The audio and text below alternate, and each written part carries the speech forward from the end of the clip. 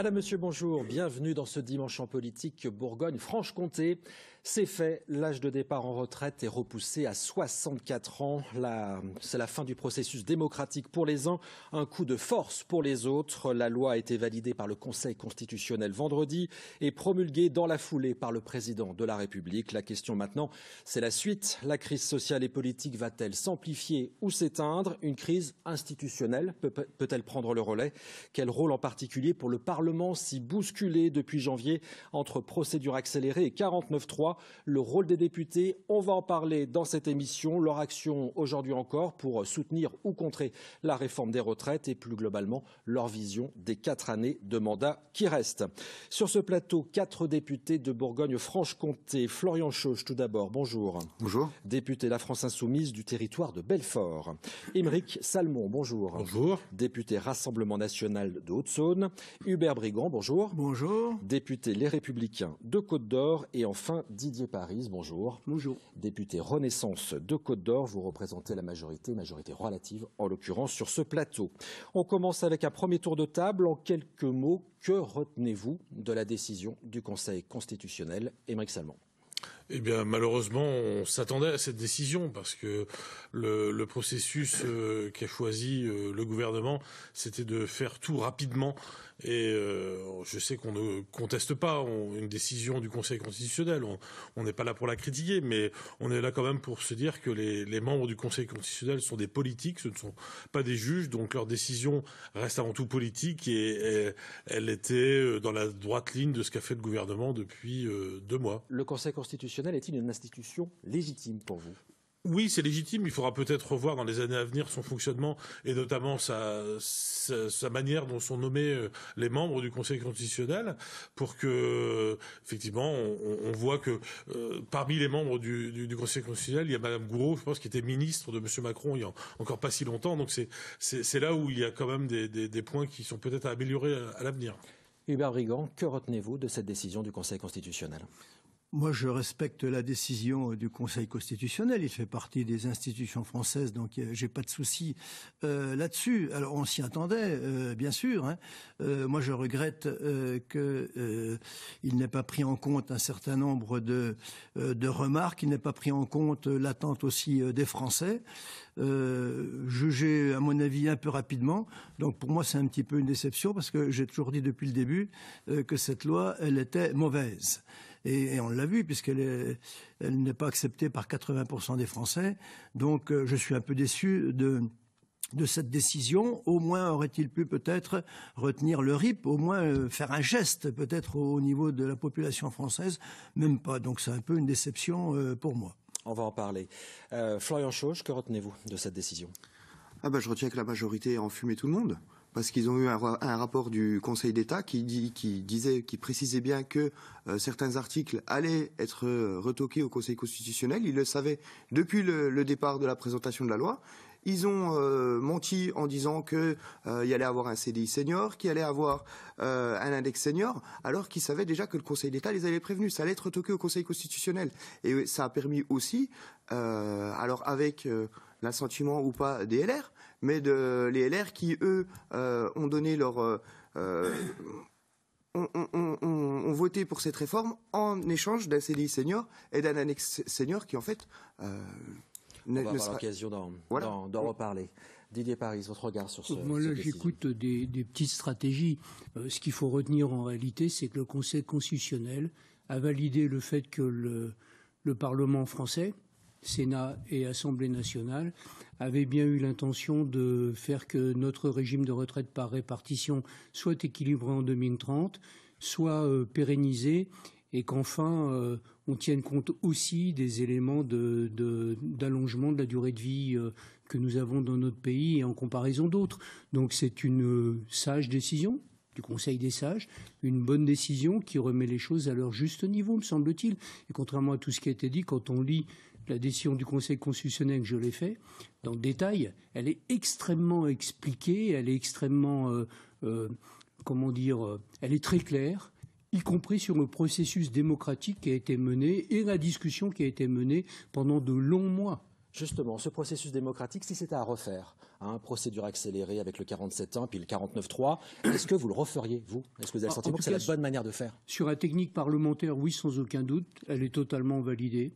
Et on dit à chaque fois que le gouvernement a fait des choix, mais il avait la possibilité de faire ses choix. Les bureaux d'Assemblée nationale du Sénat avaient la possibilité de faire ses choix. Ce que je regrette, moi, c'est plutôt le fait qu'un certain nombre de centrales syndicales se soient liés dans une opposition stricte, stérile. 62 ans, on ne bouge pas des 62 ans. Ça a été le cas de l'ANUP, 62 ans, on n'en bouge pas. Ça a été pire encore chez le RN, puisqu'il n'y a eu aucune proposition, strictement aucune proposition. Et les LR, je regrette enfin que... Vous vous trompez en plus, chez l'ANUP, c'est 60 ans. Je regrette enfin pour les LR que beaucoup de parlementaires de la droite LR ont été élus sur la base d'une retraite à 65 ans. À 65 ans. Je vous vois réagir, Hubert Brigand. Oui, moi je suis très content qu'on parle des LR ce matin. Monsieur, vous avez parlé des LR. Moi, j'aurais eu plaisir à ne pas voter la loi. J'en ai pas eu le choix. Monsieur Paris, vous parlez... Vous aurez plaisir de voter la motion de censure aussi. Oui, on y reviendra, peut-être. On en reparlera. Ce sera le RIP et la proposition de loi, mais on va en parler. Pas tout mélanger. Non, on ne mélange pas tout.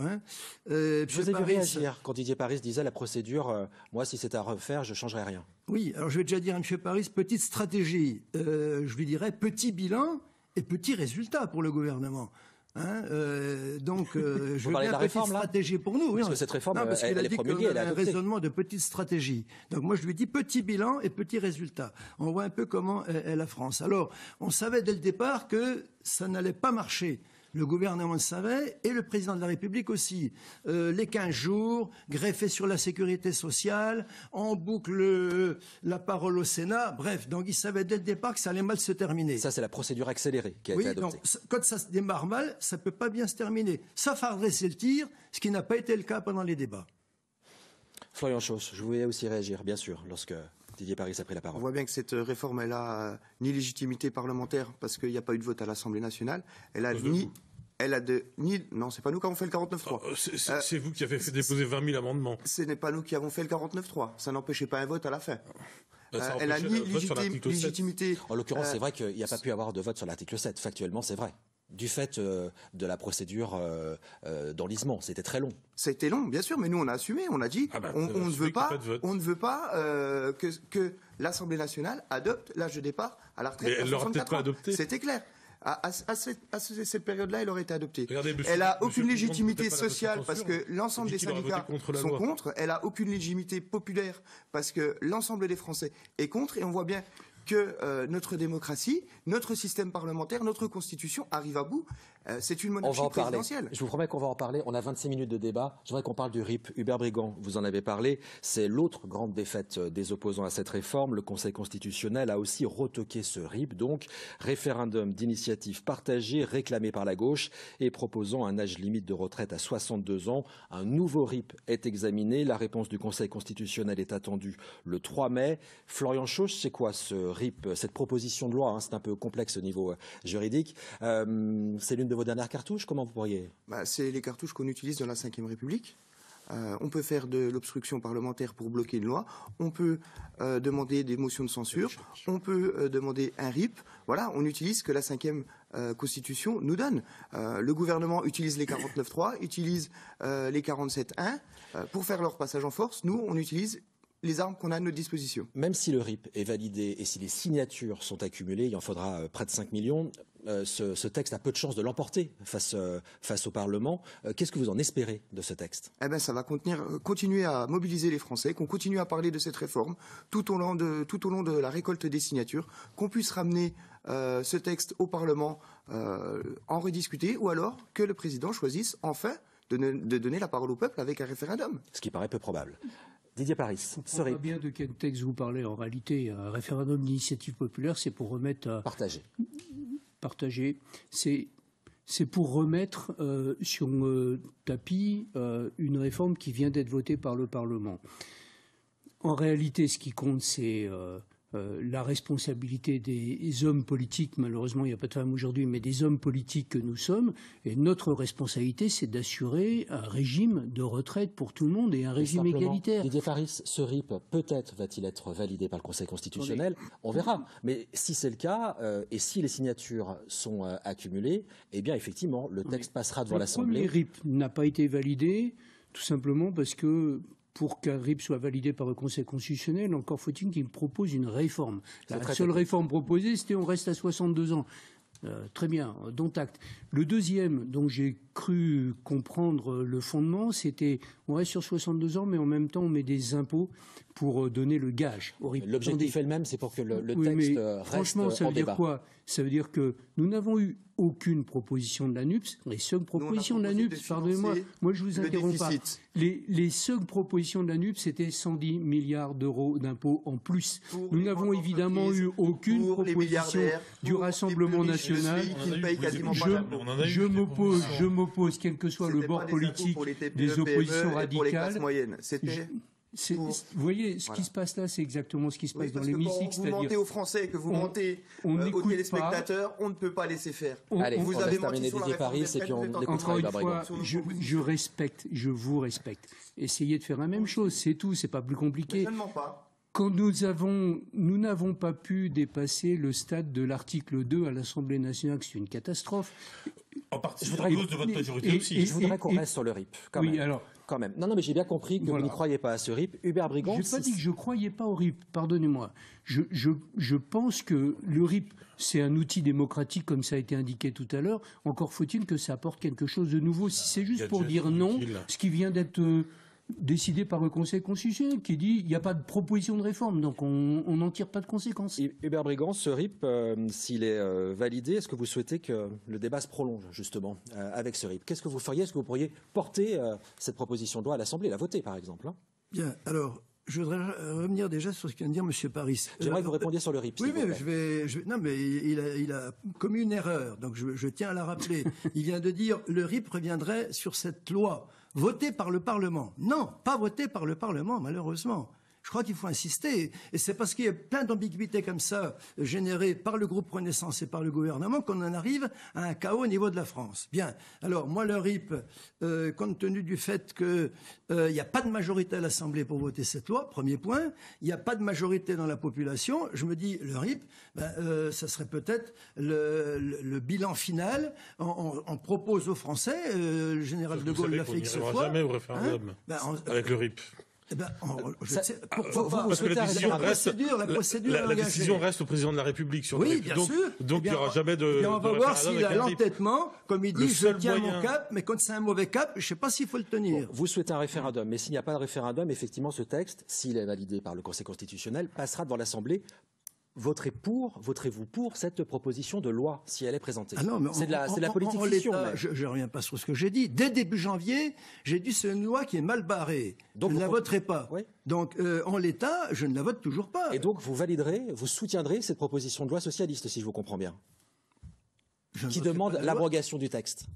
Oui, je demande l'abrogation du texte parce que je pense que la loi, il faut la modifier, il faut la changer. Bref, on va pas rentrer dans le détail, mais il y a quelque chose qui ne va pas dans cette loi-là.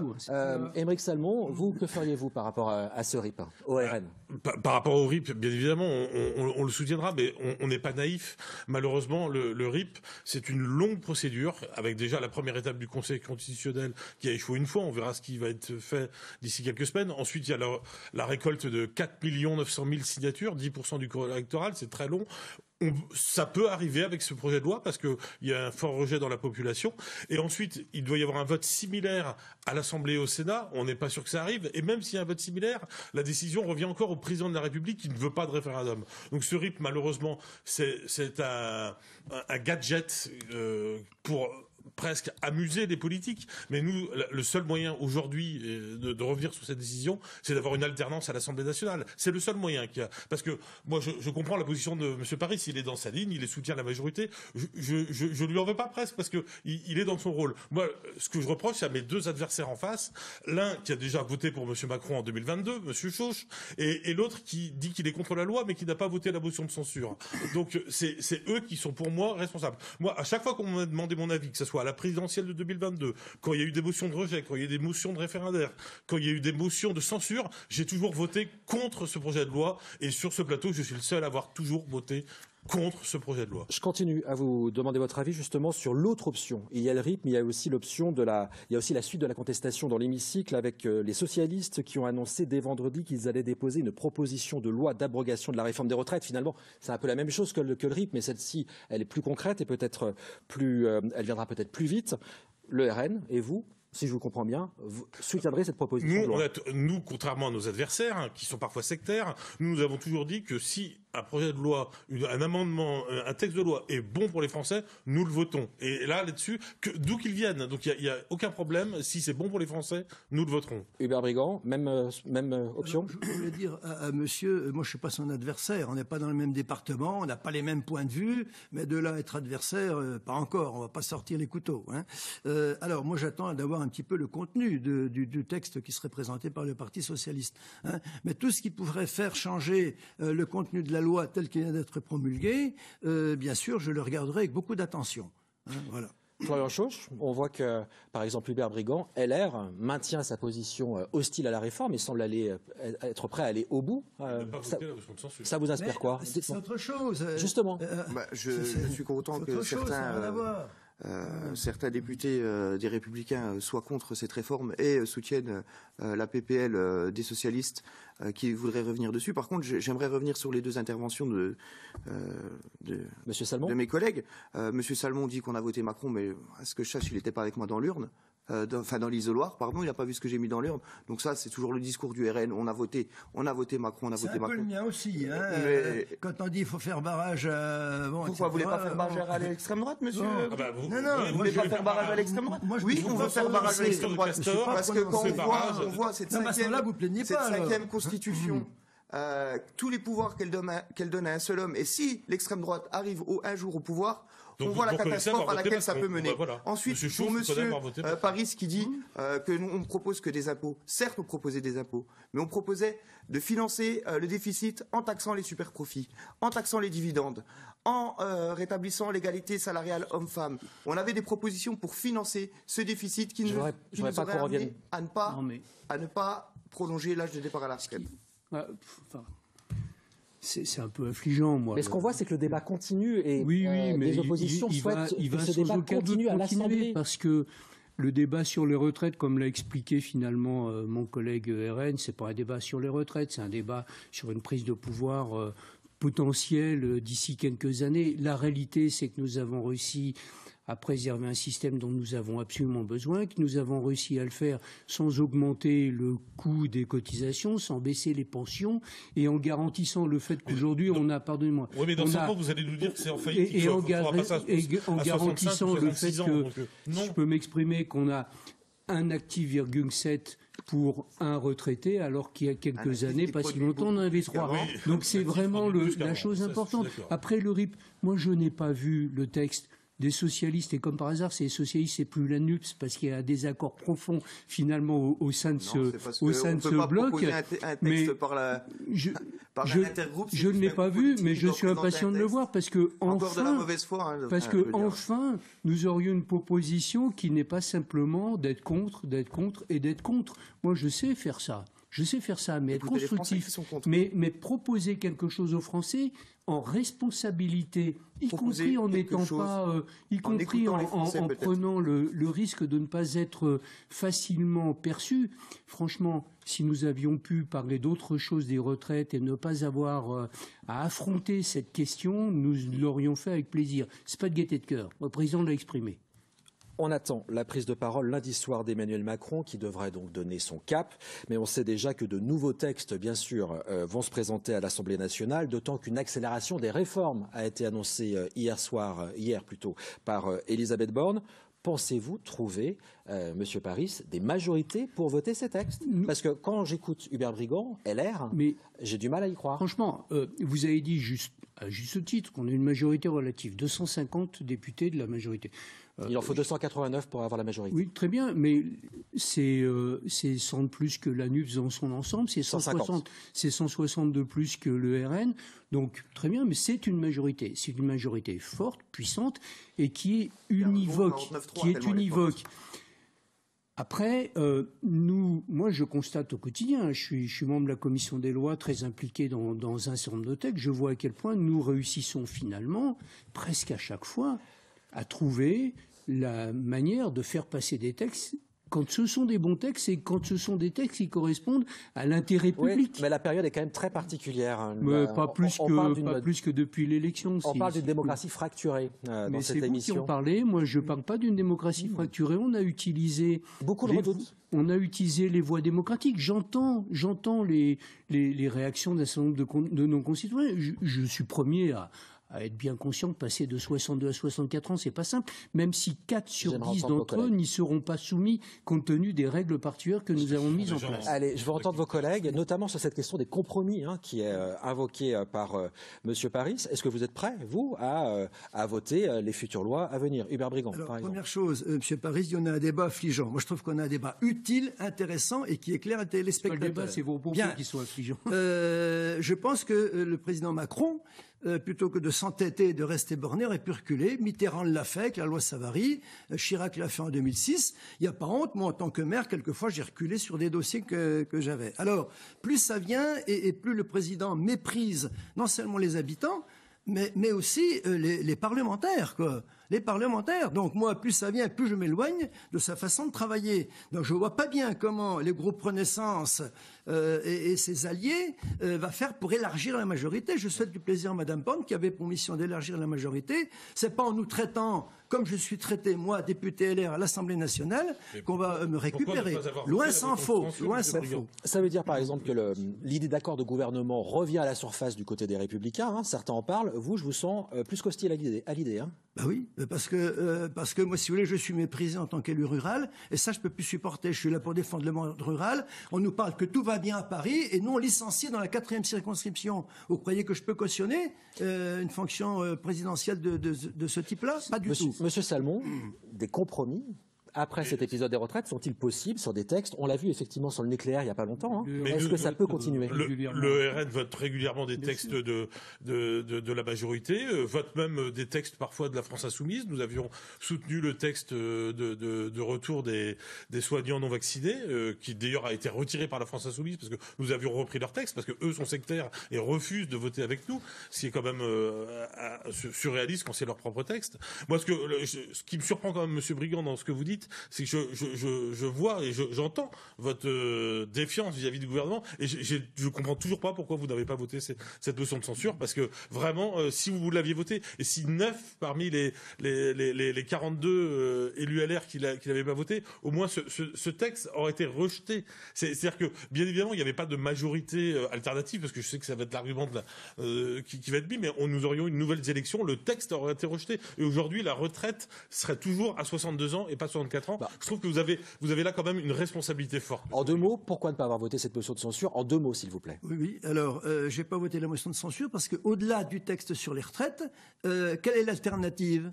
Borne numéro 2, borne numéro 2 ou numéro 3? Un retour aux urnes, donner la parole aux Français. Oui, et peut-être que M. Chauch aurait été majoritaire, peut-être que nous aurions été majoritaires, peut-être que vous auriez été majoritaire. Vous êtes naïf. Là, vous êtes retour aux urnes. Mais non, si, un retour aux urnes. Vous avez peur du peuple à ce point? Non, attendez. Je peux pas vous permettre de dire ça. Premièrement, il n'y aurait pas eu de retour aux urnes. Et deuxièmement, ça ne me dérange pas du tout de retourner aux urnes. Monsieur Macron avait dit que une motion de censure votée. Il l'a dit, mais il en a dit des choses qu'il n'a pas respectées. J'ai parfois confiance en la parole du président. J'aimerais qu'on entende naïf sur ce point. Florian Chauche. Quel type de travail voyez-vous à l'Assemblée dans les 4 ans qui viennent, avec des textes proposés par la majorité ou d'autres?